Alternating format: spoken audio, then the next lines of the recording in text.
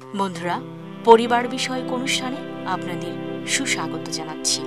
মায়ের সকালের ডাক, উঠে পড়ো বাবা, স্কুলে দেরি হয়ে যাবে। একটা মায়াময় রুটিন, ভালোবাসার ছোঁয়া। সকালের শুরুটা যতই ব্যস্ততার হোক না কেন, মায়ের কণ্ঠে ভেসে আসা সেই পরিচিত ডাকটা, উঠে পড়ো বাবা, স্কুলে দেরি হয়ে যাবে, প্রতিদিনের এক অদ্ভুত শান্তি নিয়ে আসে এই কথাটি। ঘুম ভাঙ্গার আলসে মুহূর্তে মায়ের মমতা ভরা ডাক যেন একটা ভালোবাসার ঘড়ি, যা কেবল হৃদয় দিয়েই শোনা যায়। কখনো কোমল, কখনো একটু কঠিন, তবুও সেই ডাকে লুকিয়ে থাকে দায়িত্ব, আদর আর অদৃশ্য সুরক্ষার ছায়া।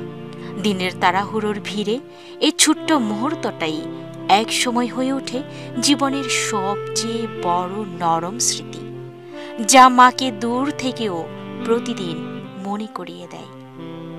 ভোরের আলো ঠিকমতো জানালা ছুঁয়ে ওঠার আগেই মায়ের কণ্ঠস্বর ভেসে আসে, উঠে পড়ো বাবা, স্কুলে দেরি হয়ে যাবে।